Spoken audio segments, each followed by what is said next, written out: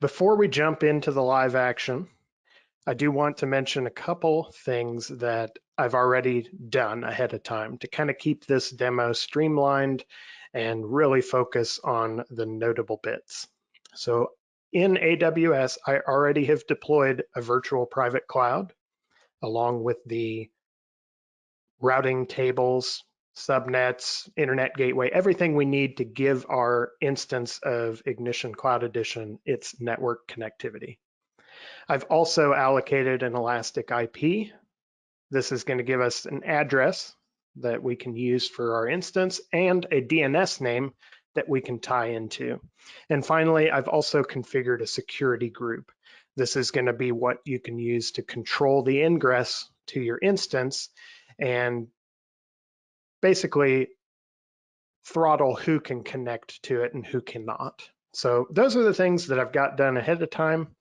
Let's jump into the live action. So here we have just a workstation here that I'll be using today to connect up into AWS. So our journey starts in Marketplace. AWS Marketplace, finding Ignition Cloud Edition is as easy as searching for it. And as of today, we're the first listing and we hope to stay that way. So we can click on this and explore the listing. There's a lot here. Again, we're going to be covering a lot of these aspects in some of the follow-up slides after the demo. So no need to really focus on this in tedium. The next step, basically, once you've found Ignition Cloud Edition, is to subscribe to it. When you subscribe, you basically set up the pay-as-you-go agreement.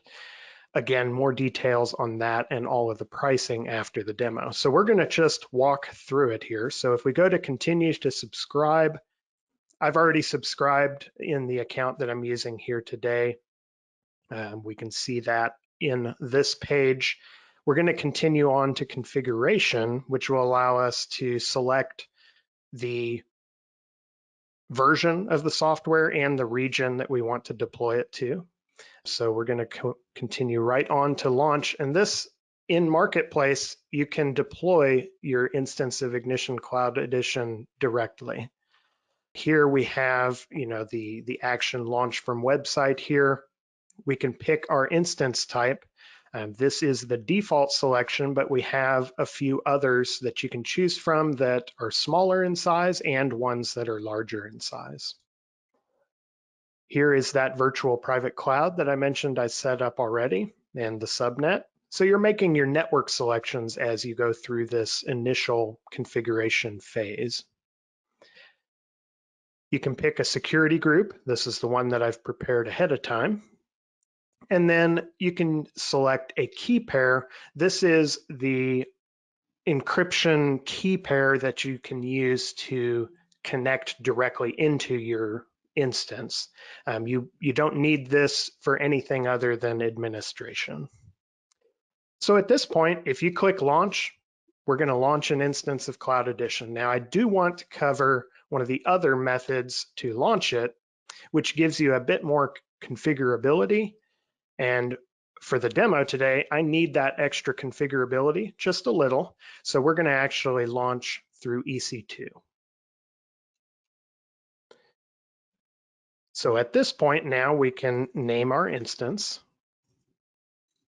We'll do webinar demo.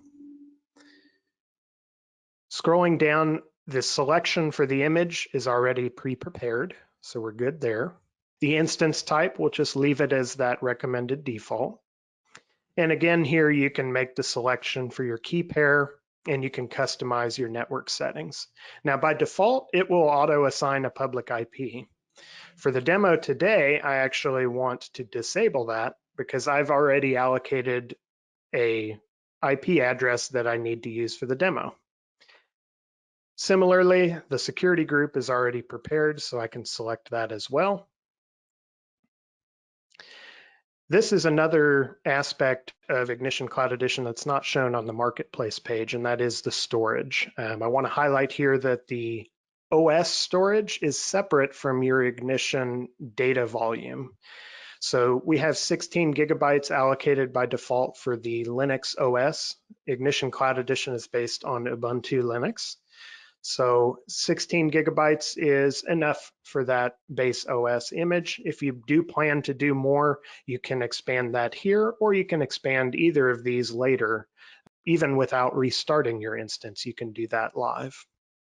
50 gigabytes is dedicated to the volume for Ignition State. So this is where all of your projects and all of the Ignition Gateway content is going to be stored.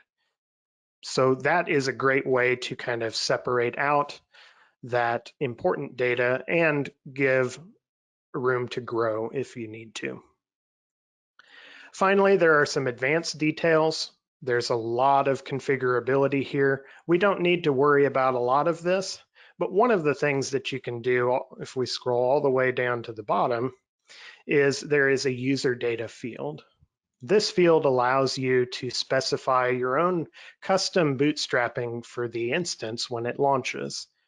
I'm going to paste in a set of Cloud Init configuration. And this is going to install some of the programs that we need to do encryption for our gateway. And you'll see that later in the demo. So at this point, everything is ready. As a side note, Yeah. yeah, just to add a little bit, if you're doing encryption with a public certificate or certificate authority, a CA from a company, you actually don't need what Kevin just pasted in here. So that encryption's built into the software. What he pasted in here has to do with a specific type of encryption that is really nice if you're just spinning this up yourself, if you're not working with a company that already has a full certificate authority that they're using or a set of certificates that you'd be loading into Ignition itself. So this is something that's called Let's Encrypt. So thought that was worth mentioning there. Yeah, and I'll touch on that again as we actually obtain our certificate for the instance. Like many things, there's a lot of different ways to do it, and basically whatever you need, there's usually a path forward. So in this particular demo instance, I'm going to use this to do a quick way to get a certificate that'll get us secure access to our gateway.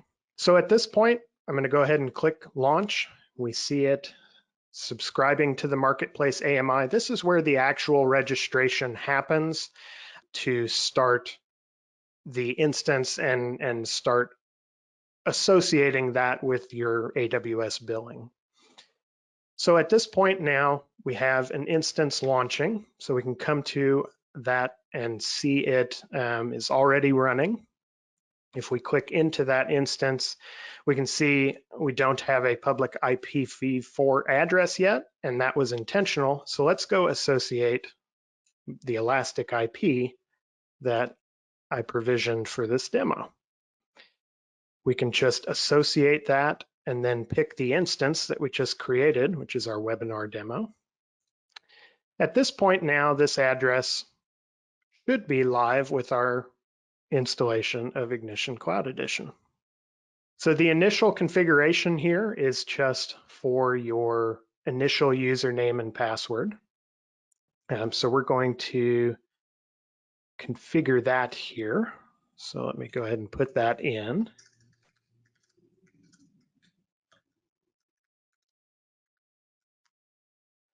Okay, and then we're going to finish setup and start the gateway. Now, while that's starting up, I'm going to come back to this EC2 console. Let's go back to instances here. We can see there's a lot of information that you can get for your instance, and this is a VM like any other that you might launch in AWS. So this virtual machine has storage volumes. These are the two that I mentioned earlier on. Networking and the address configuration, the security group and firewall rules that we set up ahead of time. All of that can be seen from right here. The other thing that you can do is connect to your instance to perform administration and other tasks that you need to do at the operating system level. For the demo here today, I've got one command that I need to run to get ourselves set up with encryption so we can proceed forward with the rest of the demo.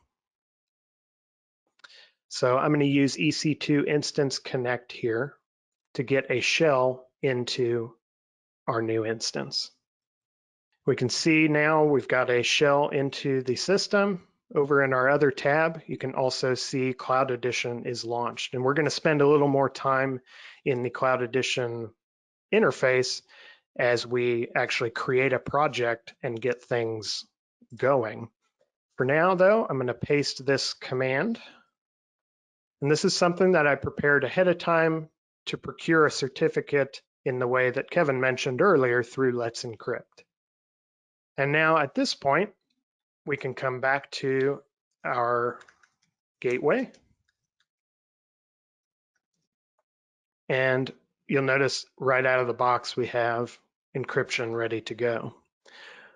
We'll log into our interface and perform a couple other customizations. Yeah, well, I hope I didn't miskey that. What we'll do is leverage our administrative interface here and run a command to actually restart our gateway. You know, live demos are always a funny thing. If you get one thing wrong, then it's you of course need to do a little bit more on the fly. Kevin Collins is great with this. So what he's doing right here is basically coming in. We've got a way to restart the gateway. You can reset the password from the command line. That's kind of last ditch effort if you need to at any point for these things. So he's running through and doing that. I can assure you this wasn't originally intended to be part of the demo, but there's nothing like thinking on your feet, right? Indeed, yeah. Let me actually use the correct parameters here.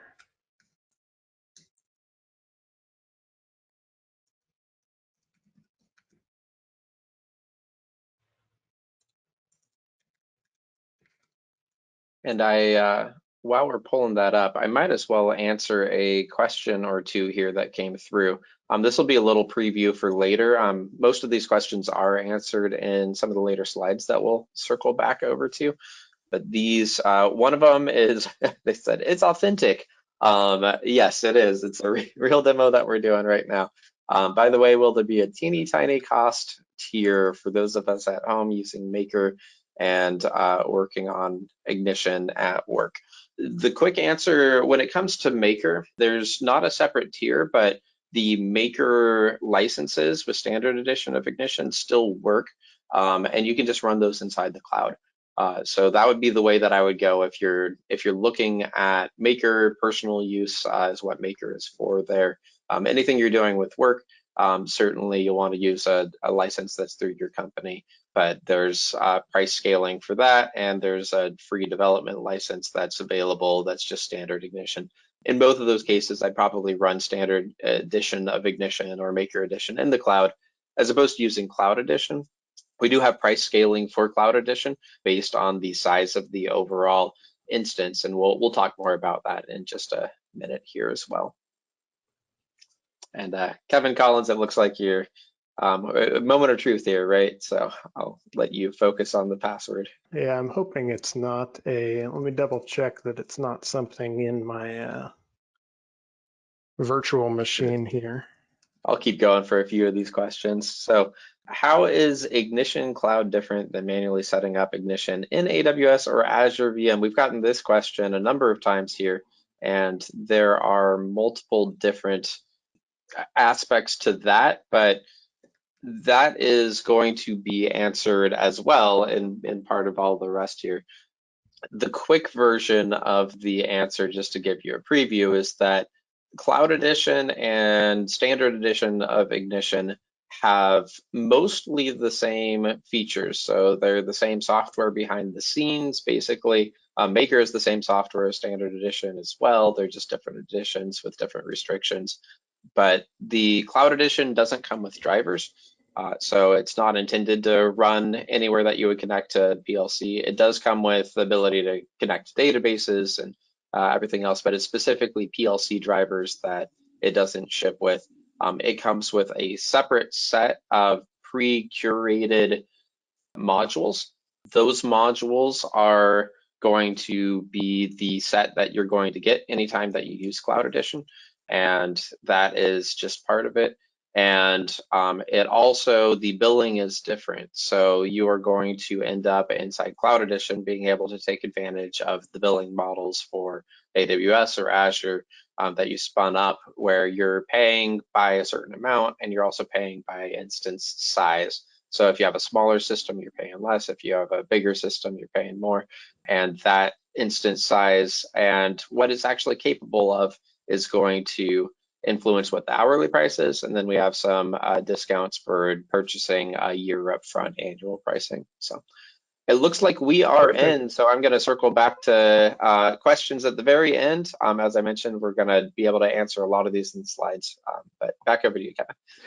Thank you. Thank you. So I think we had some contention that I thought I was blocking on the regular port through my security group, but that might not have been the case. I think we had some contention for that initial commissioning, and that's something that I will highlight.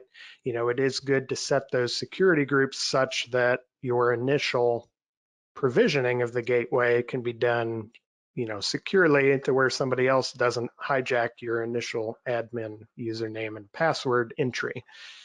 So usually it's not a problem things can happen when you're presenting in front of 400 people. So, all right, we're I think back you're on doing a great track. job, Kevin. So Thank you, sir. thank So you. we're back on track. And at this point, we're going to launch a designer. We're actually going to deploy a simple project. We have a thing called the Ignition Exchange, and we've got a particular resource that we're going to use for the demo today called GeoJSON Explorer, rather. So this is something that you can download directly off of Ignition Exchange and integrate into your gateway. So we've got the designer launcher coming up. This time, my secure password is working as expected. So I'm going to call this GeoJSON, and we're going to create a new project here. We only have to do a small amount of configuration in the designer for this, but it's important to recognize that Cloud Edition is the same Ignition design and runtime experience that you're used to, which means you get into the designer, you create your projects, you do everything that you are already hopefully familiar with. So here we go. The last step is to use the Ignition Exchange web interface here in our gateway and import the package we downloaded from the Exchange. I'm a quick reader, so I've already read all of the instructions. And the last step here is importing our package. Then we'll come back to the designer and we will update to pull those changes in. And then we simply need to make one page configuration here and associate this with our new view that we have available. Save our project and we are ready to go. So now if we come back to the home page, look at the prospective session launcher, we can launch this project, and lo and behold, we have a map and a selection of data sets that we can enable and take a look at. So for example, this one here, community points of interest, shows us some different things within the town of Cary, North Carolina. So shout out to anyone who happens to be in that area. We have a good inventory of your educational and other facilities in your area. So awesome.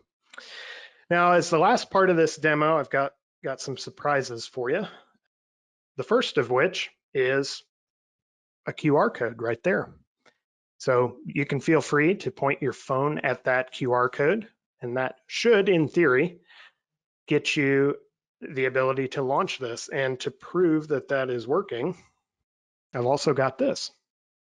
Hello there. So let's actually look at that here.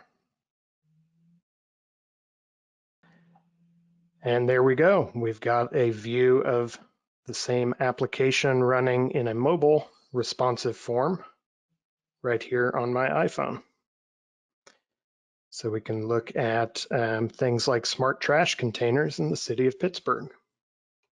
So hopefully this kind of illustrates just how quickly you can get things up and running with Cloud Edition. And we've got a fully licensed gateway here that's ready to go. I'm going to check here on our status page to see how many sessions we have going here. So it Just a looks like cool quite a few. 206 folks have have launched this.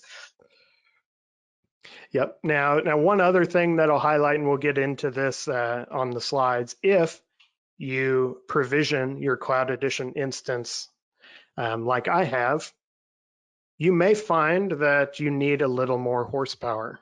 And that's part of the joy of Cloud Edition, is that you can scale that. That's the power of the cloud, right? So, hopefully as these sessions kind of all initialize, we'll see that usage maybe balance out a little bit.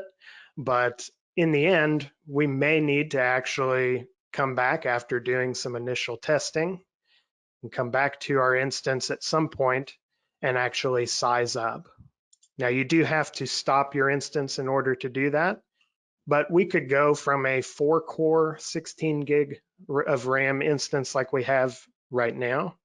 You could change your instance type once it's shut down and relaunch it, and suddenly you've got that much more horsepower. So that's part of the many benefits that Cloud Edition brings.